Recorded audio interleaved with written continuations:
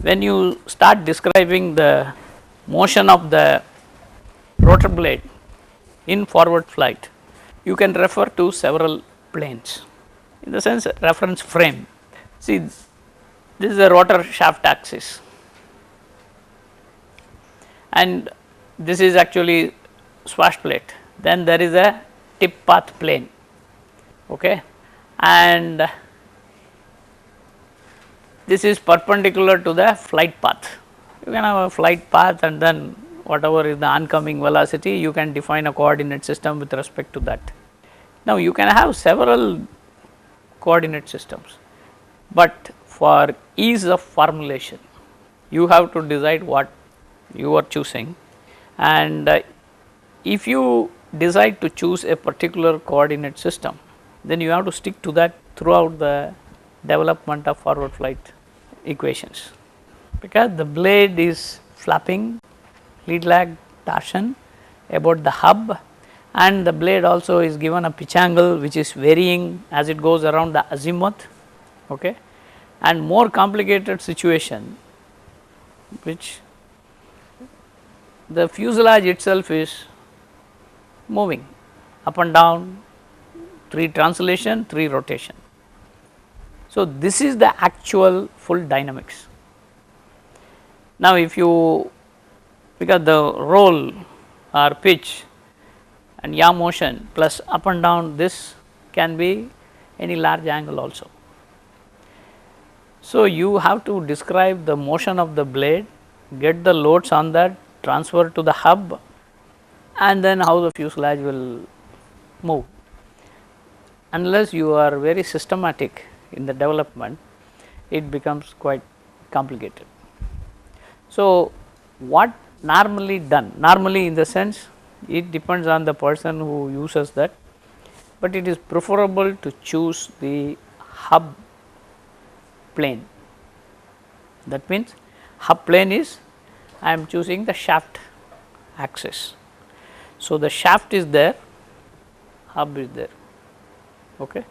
So, I decide that my coordinate system is fixed, all right, and with respect to that coordinate system only I will start describing all the motions. Okay.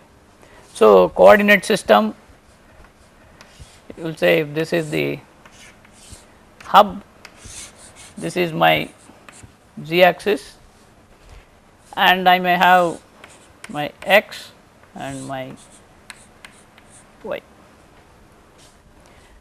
and the blade can be inclined, flap, it can do anything it wants, but my motion is described in this plane.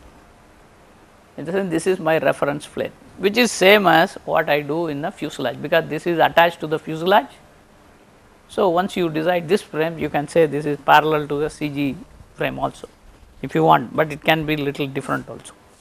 But when you are calculating the aerodynamic load,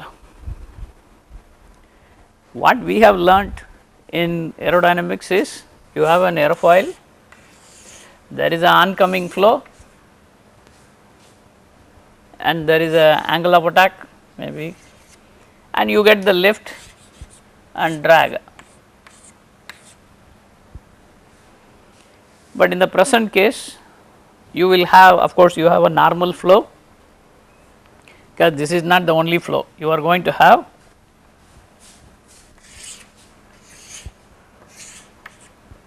a flow like this, which is due to the inflow plus the motion of the blade, okay, because the blade is flapping up and down. That means, there is a relative velocity due to flap motion, and then this is, all these are in the plane of the aerofoil. Please understand, that is, if you cut a section of the blade, that section you are describing all these aerodynamic loads. Okay. But my blade, when it rotates, so I will write some, this is the hub, this is my capital X, and here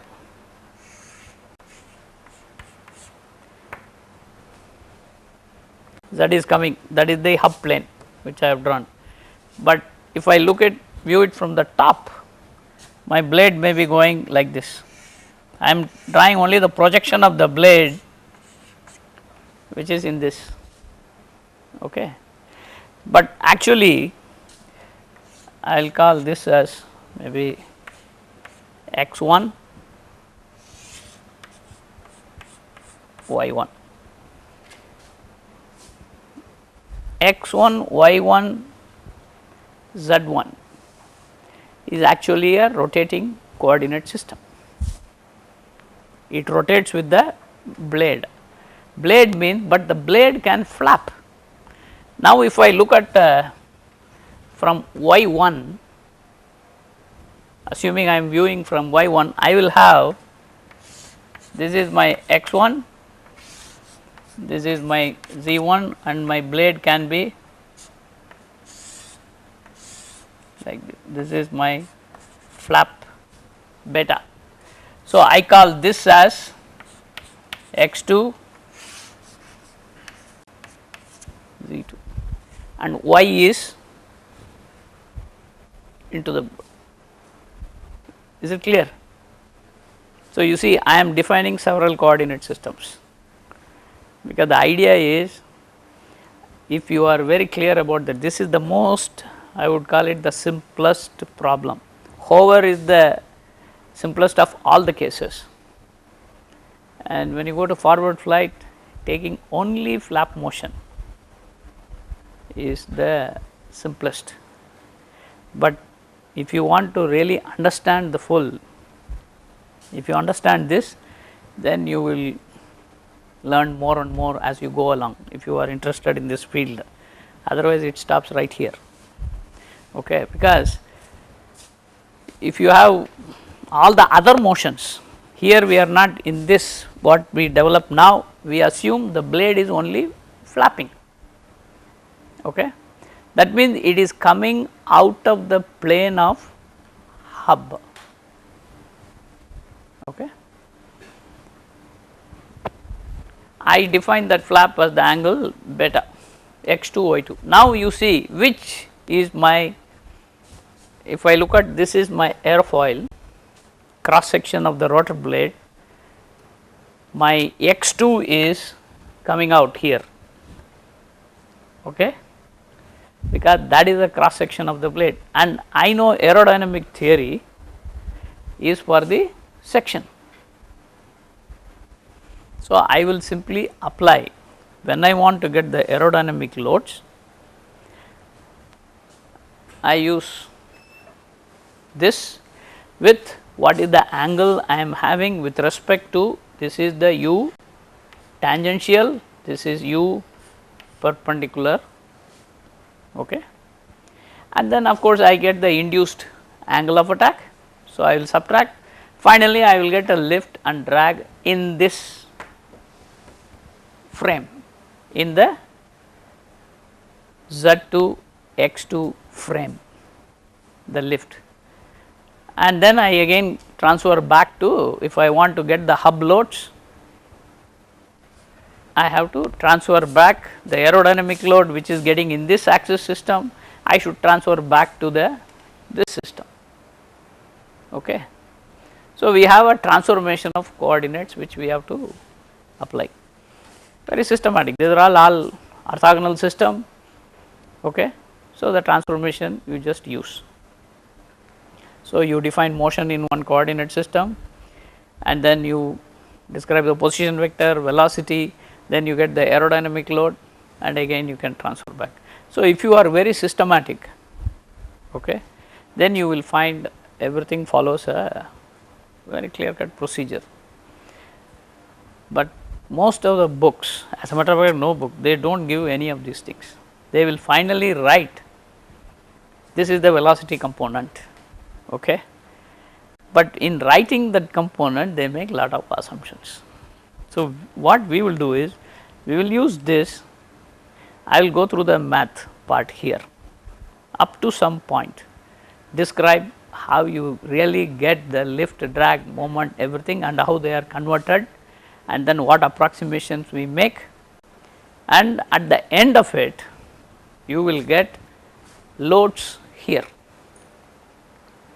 like your thrust, and you will have a longitudinal force, you will have a lateral force, you will have moment also,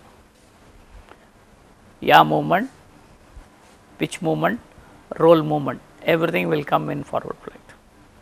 Okay. And that is where the key development in forward flight is, first part. And this is like assuming my helicopter is in a steady level flight, steady, that means it is flying with a constant speed. Okay. Now, before we go to describe a little bit, I wanted to show you just a brief, very brief introduction to modeling the blade, because if you remember right at the beginning of the course, we mentioned the blade is attached to the hub, and then there is a, if it is articulated, you have a flap hinge, and you have a lead lag hinge, and you have a pitch bearing. And in the case of hingeless, you do not have any hinge, but you have a pitch bearing, because you need to change the pitch angle of the blade cyclically as it goes around. Now, this is a very interesting thing. In this diagram, there is a rotor shaft, blade is attached to the hub, but it is very schematic. I am just showing the schematic. I put the flap hinge near the root, after that lead lag hinge, after that the feathering is the pitch bearing. Please understand, they are kept in a different particular sequence, moving from the root to the blade, and the feathering axis is the axis about which you change the angle of attack of the blade, basically the pitch angle of the blade by moving this control, because if you move it up or down, you change the pitch angle. Okay. This is a schematic, and now is this really important that they have to be in this sequence? Okay.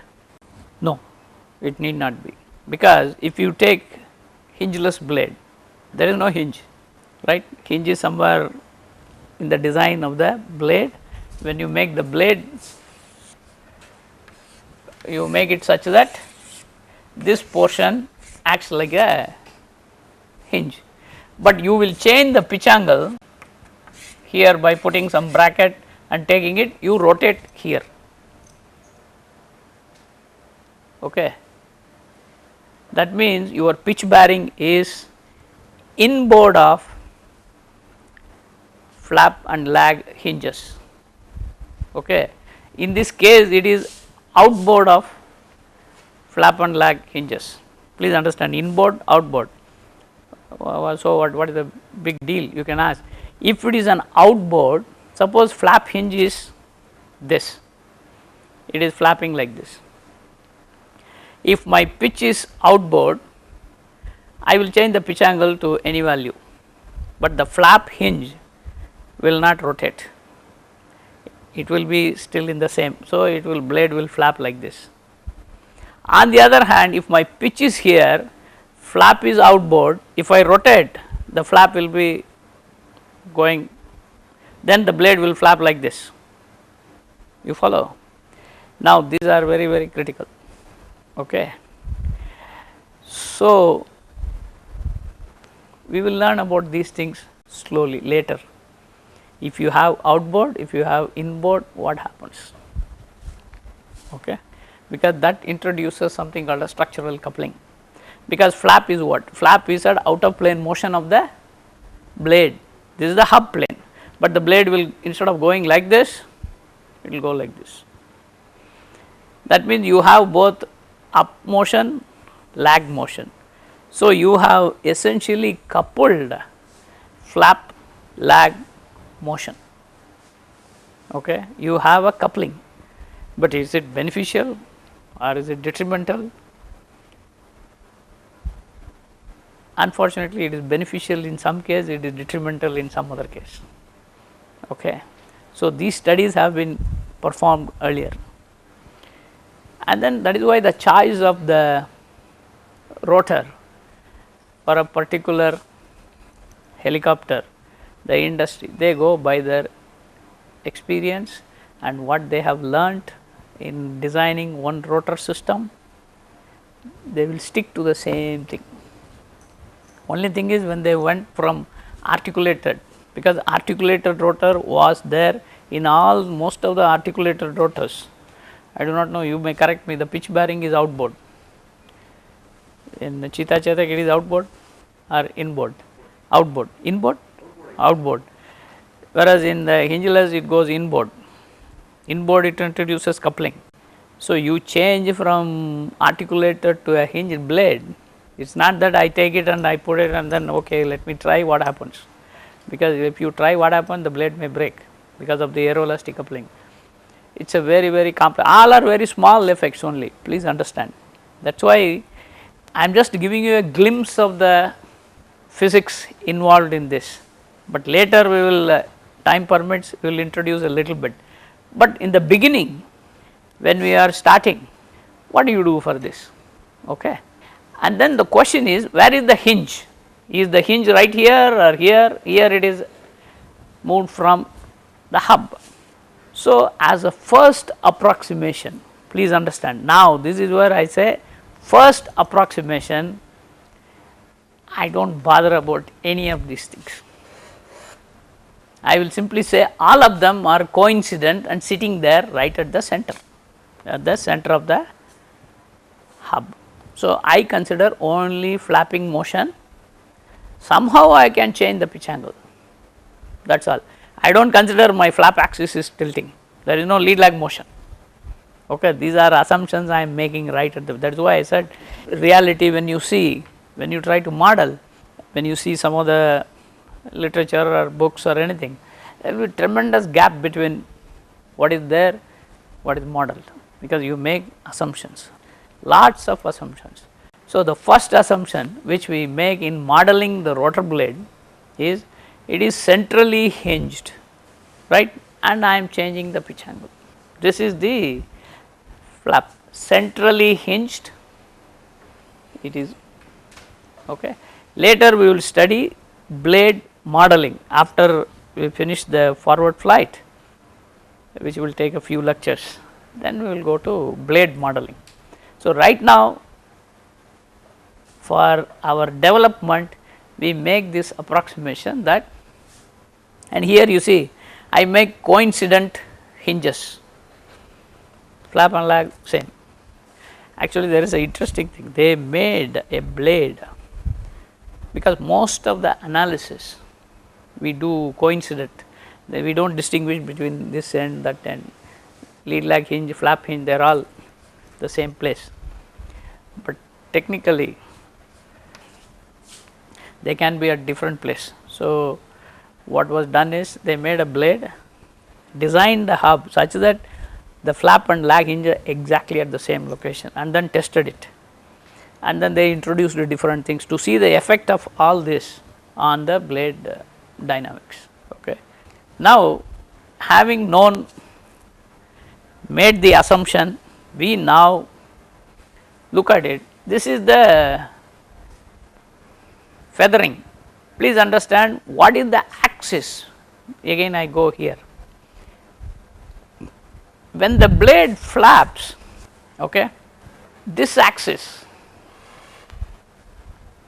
is going up, that means I change my pitch angle along this axis. I do not change the pitch angle about this axis, because if I change the pitch angle here, what will happen, the blade will go in a conical path. Even though I may rotate here, the blade will do like this, okay. And these are all very small things, but they have tremendous aeroelastic effects. You have to model them properly. So, the rotation about what axis you are giving, okay. We make very simple assumption now, We rotate the pitch axis only along the blade axis, not about some other axis. And that is, and this is what I put phi. And phi is of course elastic torsion plus, in this case we take it there is no twist of the blade happening by elastic twist. Normally those things happen, please understand, that is why I put flap, lead lag, elastic torsion. All of them are happening on the blade, but I throw everything. I say only flap is happening, there is no phi, but theta is the pilot input and that is there. He gives and the blade experiences that variation as it goes round and round. Okay. So, these are the basic things which you have to know, and now I will go to one more view graph. I have written here the same diagram a little bit more. So, you see this is my hub plane x, y, z, and the rotation vector is along the shaft, that is the hub plane. Okay. And the blade centrally hinged and it is flapping beta and the pitch angle is theta, and pitch angle is given by this expression. You know that this is the pilot input, collective 2 cyclic 1C 1S. Okay. Now, my hub system is what I have, what are the forces, okay, which I have to calculate later. I will, when I derive, then you will know. This is my again hub axis x, y, z. Even though I put a circle, the blade is not in this. Okay. This is a hub plane. I have a H force which is along the x axis. Please note the convention is helicopter is flying like this, x is behind, okay, towards the tail, the hub, and y, and this is the z, and I define my mu v cosine alpha over omega r. You know that velocity, because earlier we said only some rotor disc. Now, I am defining my mu in the hub plane. Alpha is the tilt of the helicopter, because helicopter normally when it flies forward, okay, I have exaggerated, okay,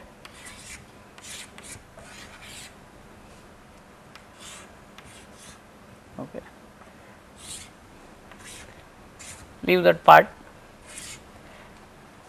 This is my, I have exaggerated, okay.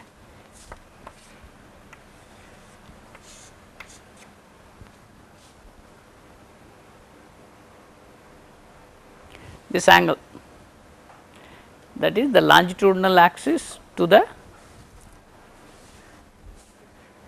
earth, you can take it, or the oncoming flow. You define the oncoming flow as alpha. You are now, your hub plane is what? This is your hub plane, this is your V, right, because the helicopter is flying forward. What do you do? In the hub plane, you will have V cosine alpha, right, and normal to the hub plane you will have a V sin alpha, and of course you will have an induced velocity also. Now, you know induced velocity is defined normal to the hub plane in the formulation. Okay. I am not really looking at tip path plane, nothing, please understand. Then you can define the tip path plane with respect to the hub plane. Okay, it is very easy, because tip path plane whatever is the 1C, beta 1C, that is the tip path plane. Okay. So, you see V cos alpha, V sin alpha and nu. These are my definitions of advance ratio and inflow, total inflow you may call it, because I have divided by omega r tip speed, but only thing is I do not know what is alpha. Okay. When I am hovering, you may say alpha is 0, because I am having straight weight is below, but please understand, suppose the weight is not right on shaft, weight can be anywhere here, there. So, that depends on, even in hover you can tilt it, okay. But anyway mu is 0, therefore, it does not matter in hover case. So, in forward flight you need to know alpha, that means what is the pitch attitude of the helicopter, which you will not know beforehand. Okay. So, in all our formulation, what we are going to do next, we will simply say, hey, I know mu, I know lambda, but please understand this lambda is V sin alpha plus nu. Now, nu is the induced flow, it can be any model, you can assume uniform flow, you can assume Dries model, or you can assume Maclaurin square model, you can have various inflow models, because my nu is changing, it can change with location. Okay. But for simplicity of this, I am assuming it is constant. Okay. This is constant uniform, which I will get it from basically the momentum theory in forward flight, which I mentioned the last class or before. Okay. Now, you know how do you get that inflow, assuming that you know these, because I will tell you just for see the inflow expression was this, right, either this or this, okay, because you multiply by omega r you get the nu, but this requires again alpha. So, you see, to get the inflow you need to know the alpha, only when you define the alpha you know mu. So, it is like one is related to the other. So, there will be an iteration in forward flight if you want to solve the flight condition, that is basically the trim or equilibrium. To do that you need to start with only symbols, and using that we will derive all the expressions for this. We will get the expression for the 6 T, H, Y, and then moments, torque, roll moment, pitch moment, all of them we will obtain in forward flight, and this is where the lot of complexity is there. Okay. Now, of course, this I mentioned to you last time. How will I describe my flap motion? I am assuming my flap is periodic. Okay. That means because it is going round and round, my velocity is varying. So, I make the assumption first that this is going to be my flap motion, but I knock out the higher harmonic terms, I neglect them, and I try to give a physical meaning to these three, which are nothing but this is the coning, because collective all the blades go up simultaneously, that we call it coning. Then if they tilt longitudinally, that you call it 1C, and this is lateral tilt, that is 1S. Of course, the other things are all rest of the perturbations you may call it in the tip path plane. Now, you see I have essentially kind of defined what type of motion, what my axis system is, and what my mu and lambda. Okay. Using this, how will I get my aerodynamic load first? But please understand, I am assuming mu, lambda, beta. You may ask, how will I get beta naught 1C 1S? How will I get it? Okay, because that nobody is going to supply to you. I am only saying it is periodic, and you can write it any periodic signal, you can write it as a Fourier series. This is essentially a Fourier series. Okay. And Your pitch input is given here. Okay. So, this is the pitch input, or you can call it the pilot input, which goes to the main rotor. We are talking about only main rotor, please understand now. And then these are the velocity components, and this is the blade motion, flap motion, that is all. Using this, how do we get the aerodynamic load at any cross section? Okay. Is it clear? This is what, but this is the most primitive, I would call it, because in the helicopter this is the simplest one you can have, because this part is I will do it on the board for clarity. Okay. Okay. Oh, the symbol. Now, the symbol I use T for thrust.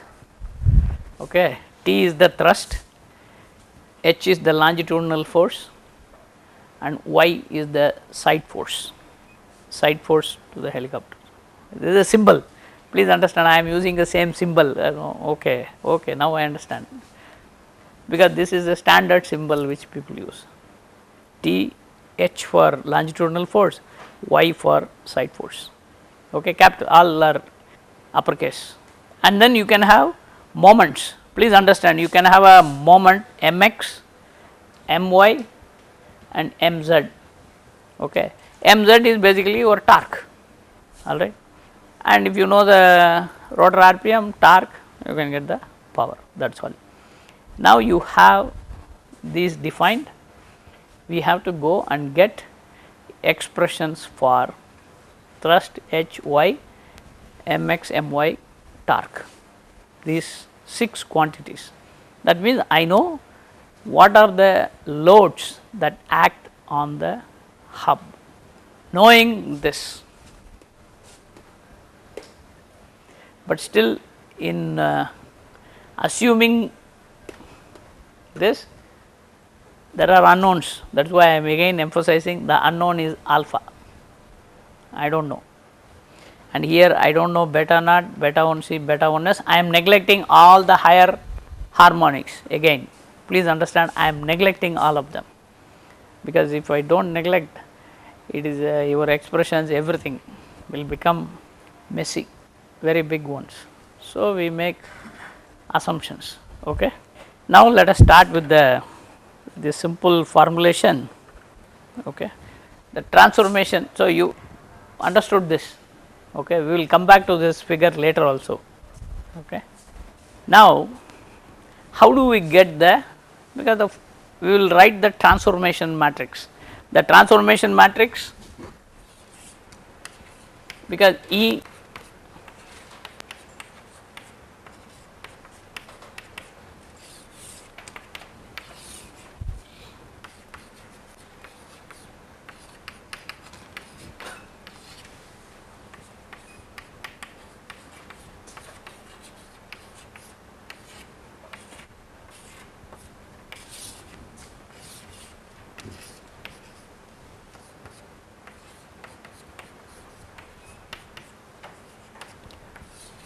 so, this is hub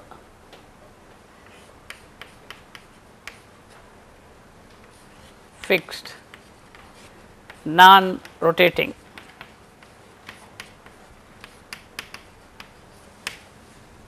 Okay. This is hub fixed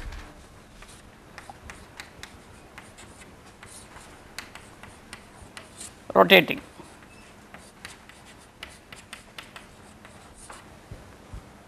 This is the transformation. Okay. Cosine psi, you have x minus sine psi. This is orthogonal transformation, all of them are orthogonal. If you want from this to this, you simply transpose of that, because this is an orthogonal. So, inverse is transpose. Okay. All right. This is a simple transformation. Then you have to have another transformation between this system and this system, because this is the blade fixed coordinate system rotating. So, I will write now here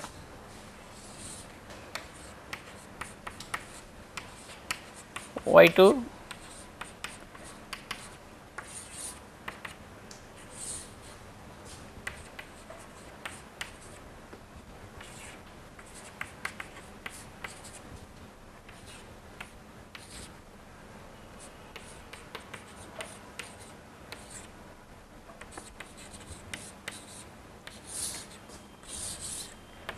Ex1, Ey1, Ez1. This is blade fixed rotating.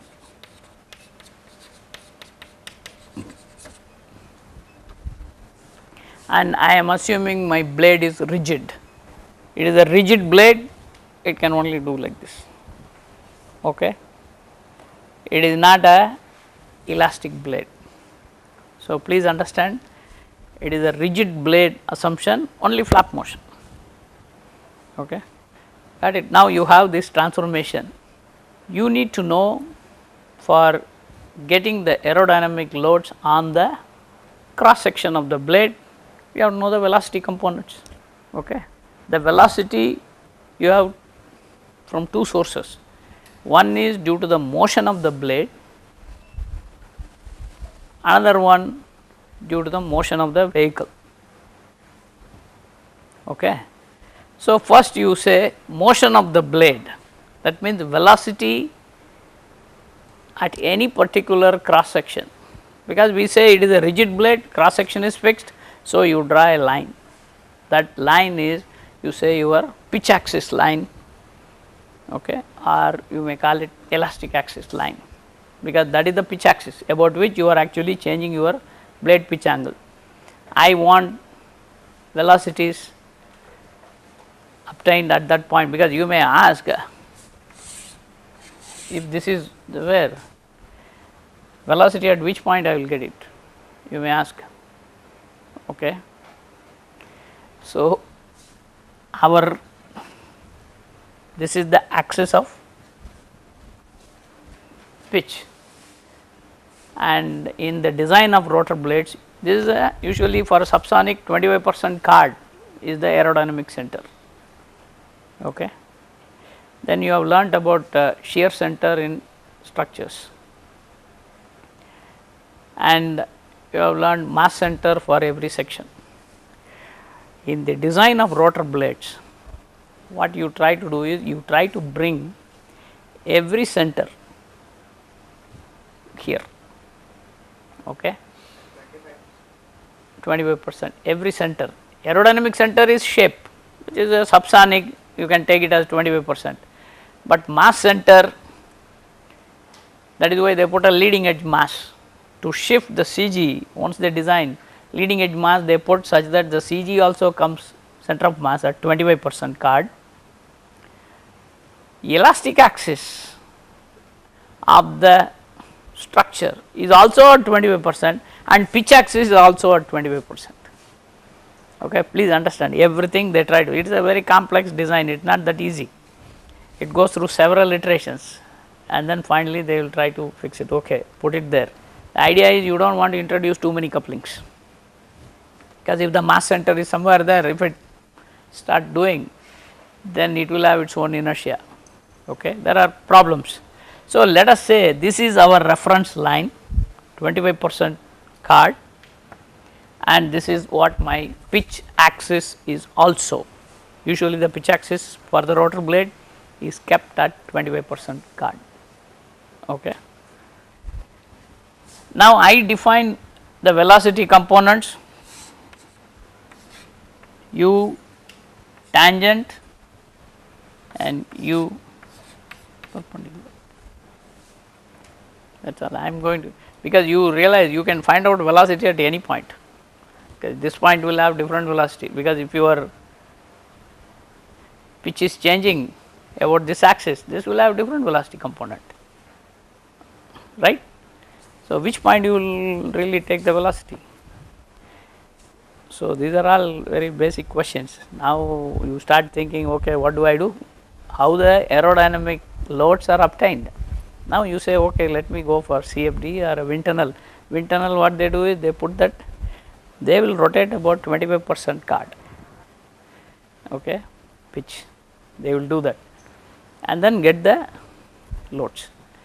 So, these are some of the, when you really start doing only, you start realizing, hey, there are so many things which we have to know before we really start analyzing or understanding. Otherwise, books will simply take it, okay, take oncoming flow, because it is not a fixed aerofoil. Please understand, because this is a moving one means it is doing something and your pitch angle is changing continuously. That means it is no longer a static problem, it is a dynamic problem. So, we do not have we do not have any dynamic data, we only know static. If you give me what is the angle of attack, I will give you what the lift is. So, every instant I am assuming this is the angle of attack. So, this is what I call it the quasi static approximation, because even though my pitch angle is continuously changing, that means I am oscillating my blade. It is a dynamic situation, but I do not consider that. So, this is another assumption we make in getting aerodynamic loads, purely from what you have learnt in aerodynamics 1. Given the aerofoil, what is the angle of attack, take it and then put it. When you want to complicate a little more, then you say, okay, let me introduce unsteady aerodynamics, okay, but we will not do that. So, I am going to take this. So, for me, when I am trying to get the velocity expression, I will just take the 25%, which is the reference line, okay. So, I am going to say what is my position vector, this is my origin.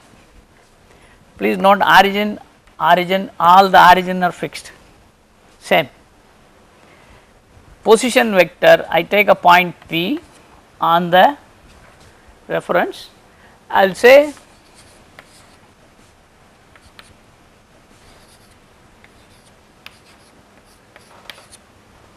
okay. R is the position vector of this is R,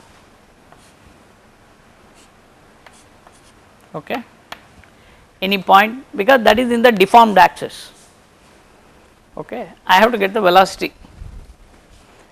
If you want to get the velocity, there is one way is you convert x2 to using this transformation relation to x1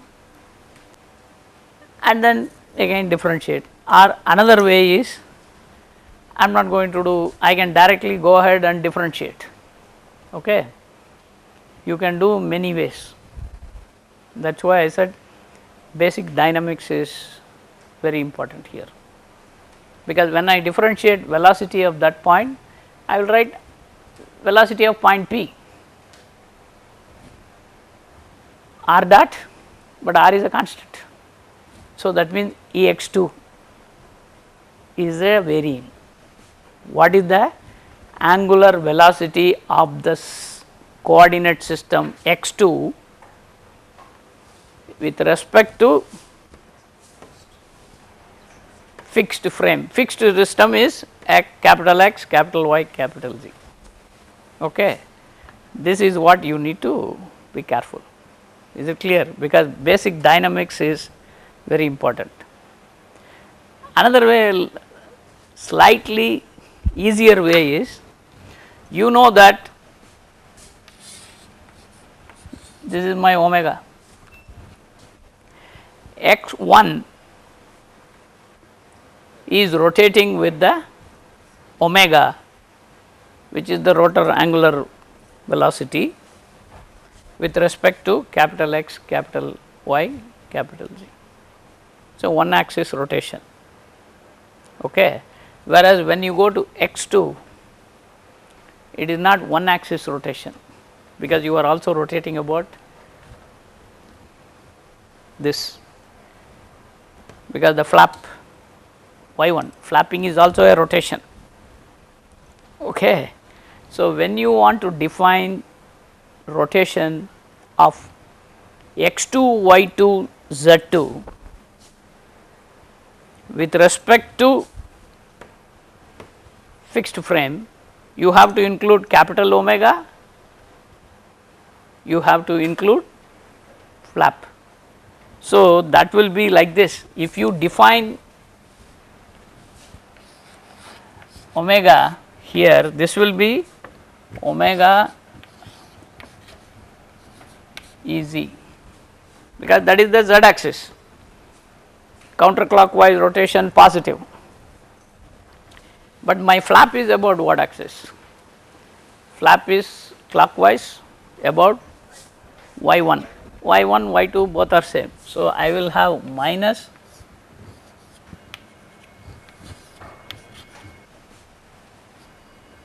y1 or y2, both are pretty much same. Okay. You can put it actually y2 is better because you have to convert to y2 only. Okay. Because y1, y2 both are same.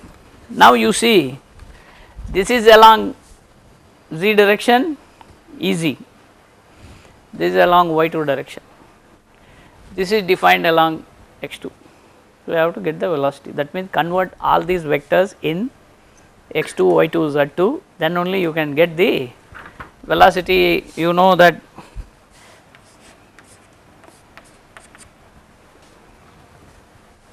r dot, because the position vector is r is fixed. So, that dot is 0. So, you will get omega cross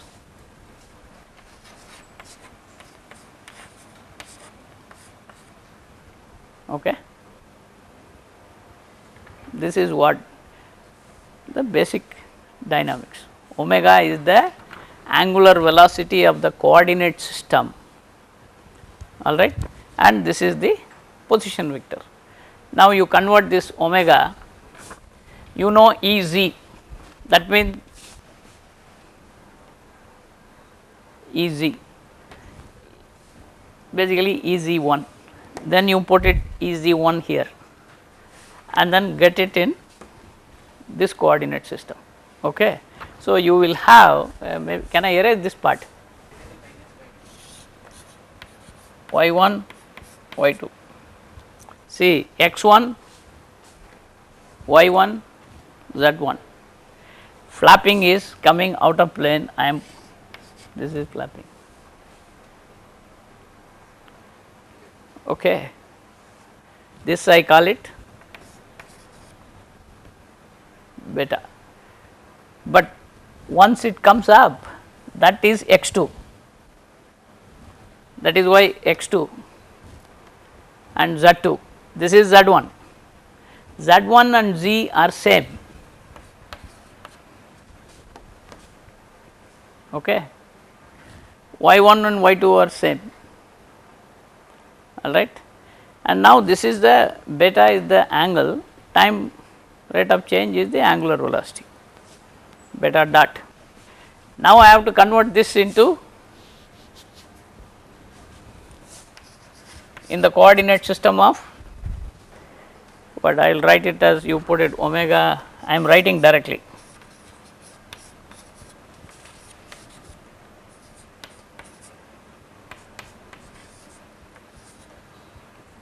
plus or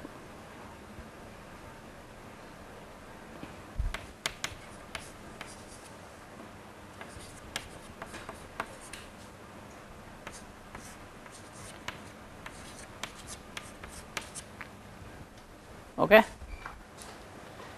Because please note I have put omega here, omega is omega, that omega comes here, omega sin beta x2, omega cos beta z2. Okay. Now, I know rp, I know omega. So, I can calculate my velocity of the point P is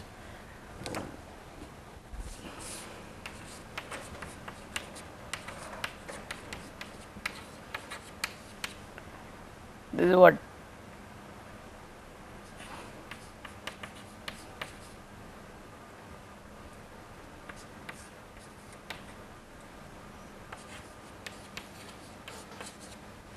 and here it is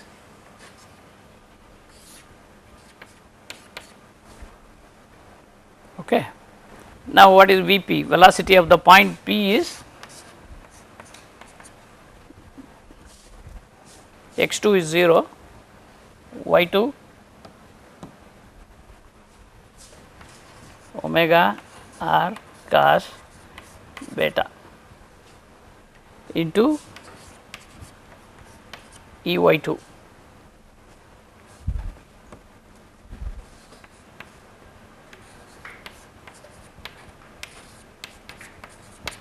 Okay. Okay. Now, this is the velocity of the body. Now, what is the velocity of air?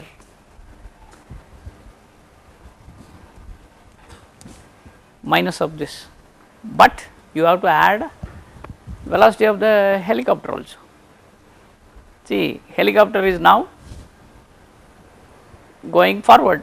So, I will have these are the two components which are due to the vehicle. So, I will write the vehicle velocity. So, I erase this part now. Now, these are all not necessary.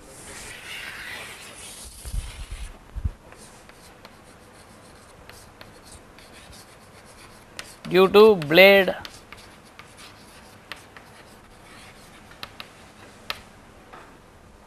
okay. What we are writing now is it is due to vehicle and inflow. This is a quarter cut point velocity, that is all. Yes. Okay. Now, this is due to vehicle velocity, or you may hub velocity, actually the origin, because velocity of the origin you have to take, because the hub is moving and the blade is rotating. Okay. So, you have to add the velocity of the hub also into that, right. So, that is what we are getting here, but here I am directly writing instead of hub velocity, I am putting it in terms of air. Okay. This is body motion, this is air, but if I want total, then I will subtract this from here. Okay. Now, this and then your lambda, lambda is in the z direction downward. So, I will put minus lambda omega r E z. Okay. Now, you see these two are in x and z. So, you substitute that, get it in this, again put it, get it in this, okay, in x2 y2. So, you go through that full transformation. So, you will get, I will write the final velocity of relative air at aerofoil at airfoil at P, or you may call it point P. This is nothing but what? You take this velocity and you subtract this. Okay. So, that is this expression minus V P. Okay. This is what your final velocity expression is, but you can write this whole thing. Now, I will put it here. What is V air? Mu omega r in the x direction, that will have a cosine psi, and then it will have a minus sine psi. Then again you have to substitute here and then get it. So, that whole expression will become mu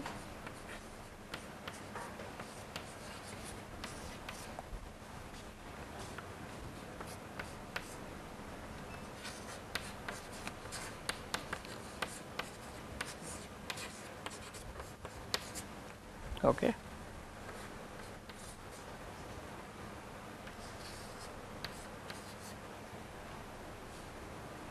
Omega r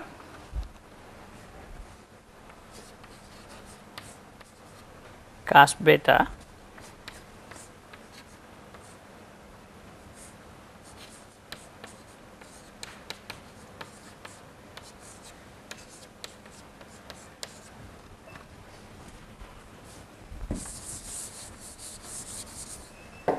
Okay, so I am carrying on this here plus, not plus, actually it will be a minus sign, minus mu omega r cosine psi sin beta plus r beta dot plus lambda omega r cos beta E hat z2. Okay.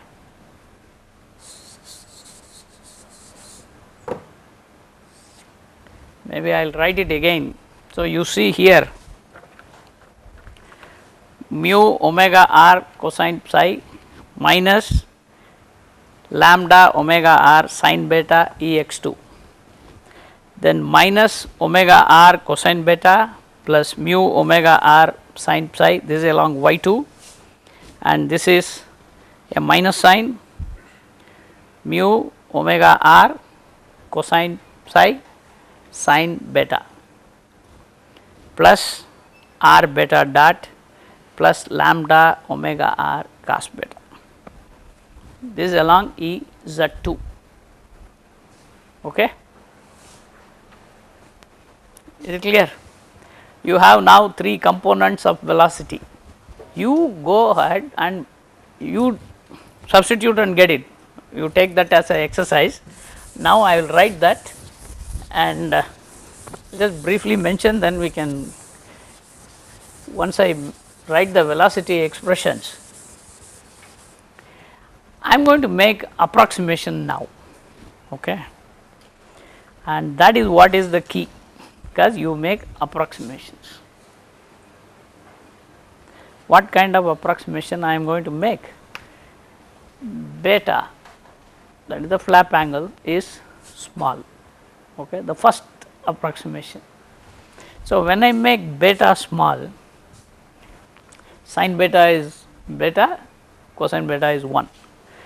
Then I also make another assumption. So, I will put V relative air. Okay. The first expression will be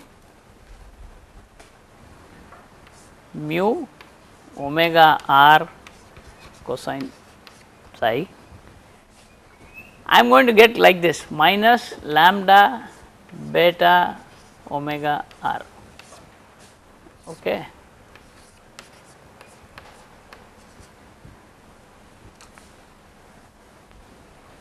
Then this is minus omega r, cos beta is 1, sorry, that omega lower case r or upper case, sorry, this is not upper case r, I am sorry, this is a lower case r, sorry about that, okay, please change that, that is not a, because this is a lower case, please, at that location, okay, omega r, cosine beta is 1, and then plus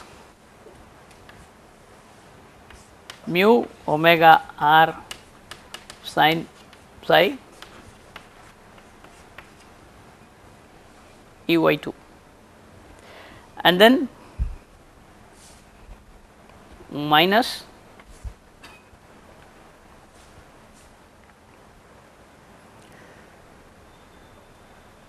lambda omega r, because I am writing this expression first, then r beta dot, then this expression plus mu omega r cosine psi into beta.